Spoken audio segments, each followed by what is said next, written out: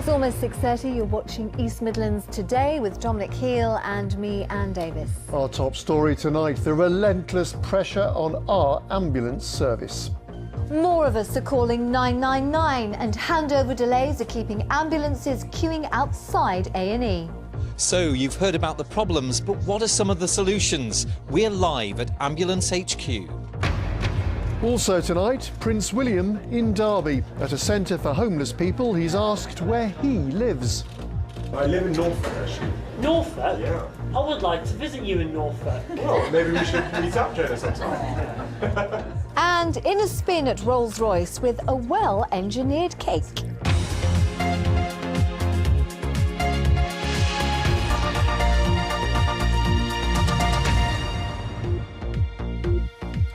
Good evening, welcome to Wednesday's programme.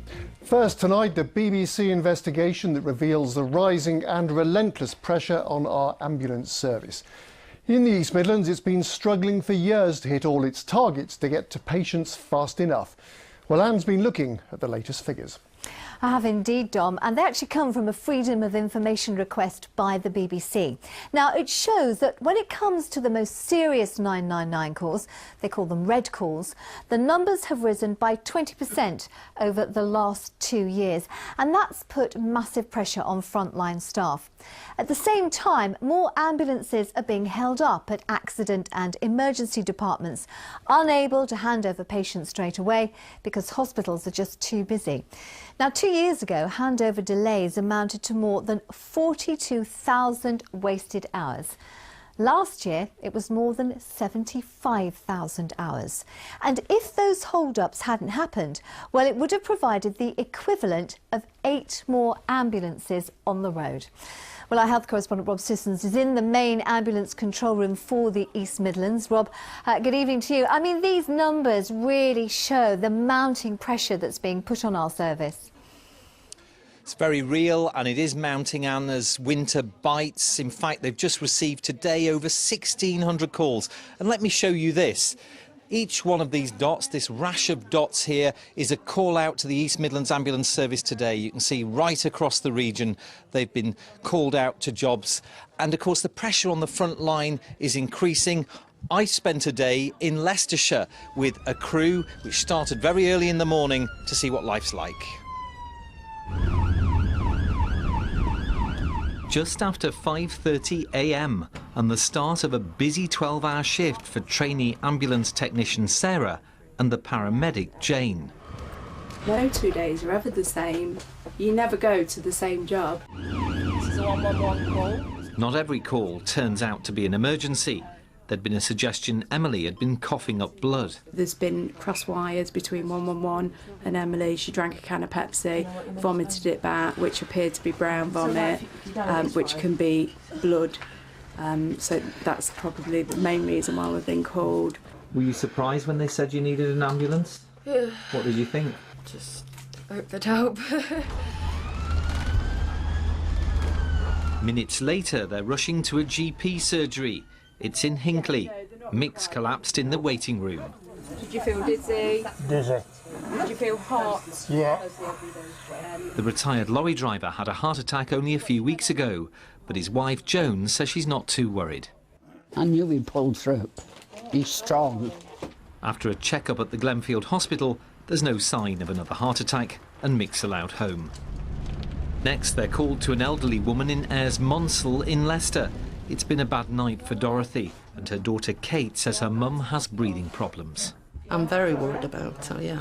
Unfortunately, the doctors couldn't come out straight away, so that's why we rang it is 111, isn't it? Yeah. And we were fortunate that they've sent a paramedic out. Dorothy's taken straight into A&E. Though on the day we filmed, the ambulance service says 17 of its crews had to wait over an hour to hand over patients because the emergency department was under pressure. Sarah says the hold-ups are the worst thing about her job. They've put a lot into place to try and manage it, but there's a whole sort of path to go through to stop the bottleneck at A&E, and it's just not happening. Next, they're on the way to a young man with chest pains. I was feeling very uncomfortable earlier on, which is why I rang 999. After tests, the crew can reassure him and his mum it's not a heart attack. You know, it's muscular from breathing, and when you press it, it worsens. If he takes a deep breath, it worsens. I have seen a big change before. When we first started, we'd go back to base between jobs, and now you're out as soon as you log on. You try and make people 999 aware, and the ones that will ring you anyway will still ring you. The ones that will probably not have called you in the first place definitely won't call you. So you've got an older person who's got the pains and will probably think, oh no, I won't bother them. And with winter almost here, one thing's for sure, it's going to get busier. Now, the performance is measured minute by minute here of the ambulance service, and thanks to Sarah and Jane for letting me follow them on the front line about the pressures. Those handover delays, well, that's where hospitals are too busy in their A&E department, or maybe they've run out of beds in the hospital, so there isn't sometimes the space to accept the ambulance patients straight away. We've heard about the frustration, and the chief executive says it's a significant problem.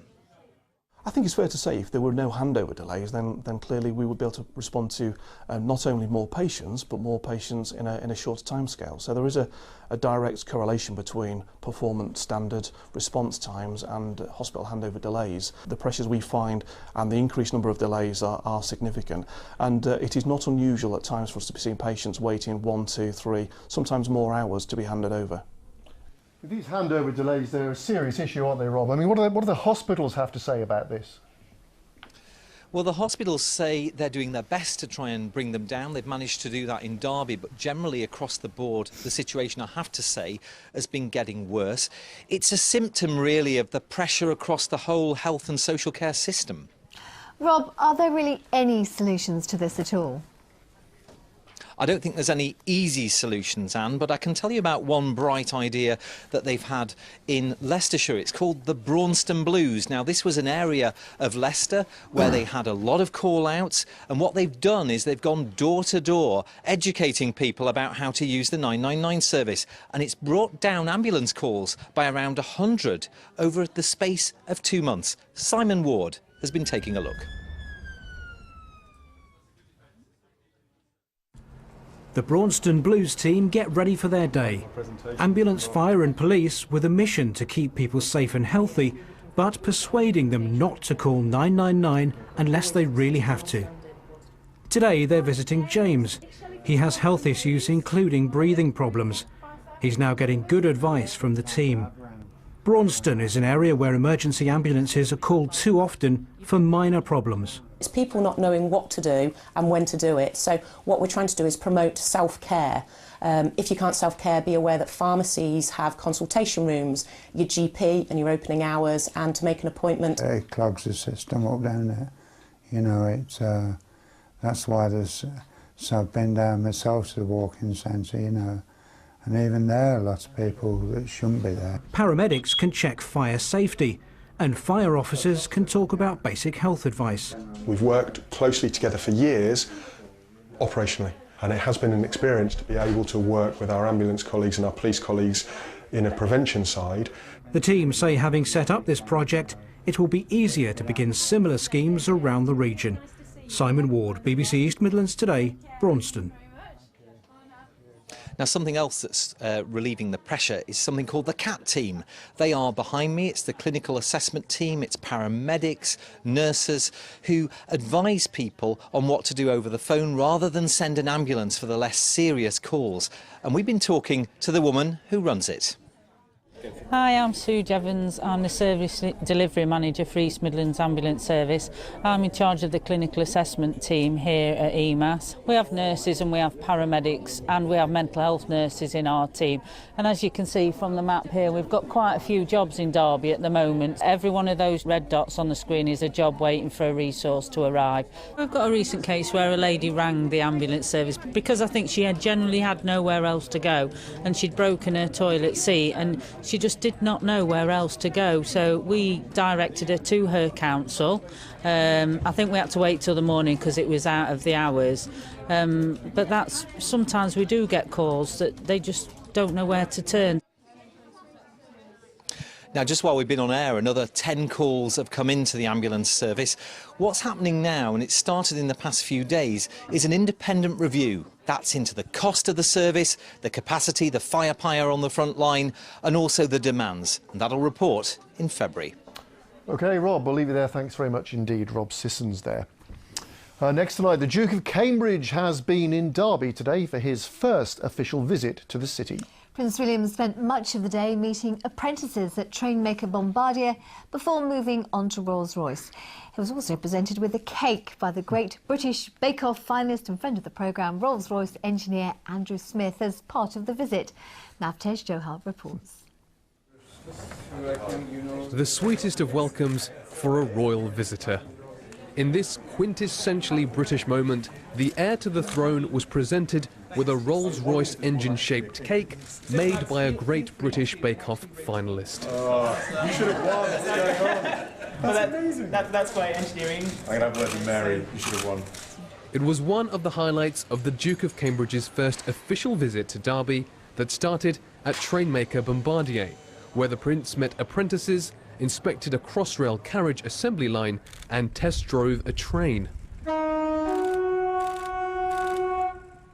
Then it was off to Rolls-Royce. The Prince, a pilot for the air ambulance, took a special interest in the aero engine maker's latest work before indulging his sweet tooth, courtesy of Derby's own multi-talented Rolls-Royce engineer. I think I was a little bit starstruck when he came through the door, but to be fair, he was really down to earth, really easy to chat to. Yeah, it was almost more pressurised than the bake-off final. Just, you know, it's not every day you get asked to bake for royalty, so I put a lot of hours in. I think I probably spent about 8 hours on it last night and very early this morning, but time well spent, and I'm just delighted it all went well. That was absolutely fabulous to get someone like the Duke of Cambridge to spend time to come up here to see the engines, the technology and the people that build those engines is wonderful. We had a lot of inside knowledge about aviation, was very interested to know how we got the better technology, the lower emissions, the lower noise. Before leaving Rolls-Royce, a final gift, this time for the kids, presented by a lucky apprentice. Very nervous, but very exciting. I could see him working his way along the line, and he was getting ever closer, and I knew it was me imminently. But no, he was really lovely to talk to. Navtej Johal, BBC East Midlands Today, Derby. And it wasn't just a day for Prince William to see cutting-edge engineering. He was also keen to find out more about a project in Derby, which does work that's very close to his heart. And it was there, at a centre for people with learning and mental health difficulties, that the Prince had an interesting encounter with a namesake. James Roberson reports. After the high-tech engineering world in Derby, to a Victorian former church, then school in Normanton, the Padley Group's Learning Centre. I like a challenge. First, Prince William was shown how to make a craft instrument in front of an expert audience. Various craft and pottery. And then next door, where, amongst other clients, he met 26-year-old Will Brewer, who told how he'd been homeless on the streets of 3 East Midlands cities before the Padley Group in Derby helped him. Then the Prince asked what football team he supported. Manchester United and Nottingham Forest. You're the first man as well? Yeah. Born in Nottingham, mate. So I've got to. You're like 2 teams, bro. That's cheating. Yeah. Like 2 teams. Yeah, it's nice to meet him. It's like, I've never met the royal family in my life, and that's the first time, and I've enjoyed it. I really have enjoyed it. After meeting other volunteers and staff, the inevitable plaque unveiling, and then almost the last encounter. Bye, Jenny. Nice Goodbye, Prince William. See you again soon. Their wildest dreams come true, you know, particularly the guys that he spent time with and learnt their stories in detail. To have a photograph taken with the Duke of Cambridge, is that ever going to happen to them again in this lifetime? No, it's not. He's very cuddly. James Roberson, BBC East Midlands Today, Derby. Pretty full day there. That'll be a treasured selfie, won't it? I wonder if you got a slice of the cake. Still to come. Alex.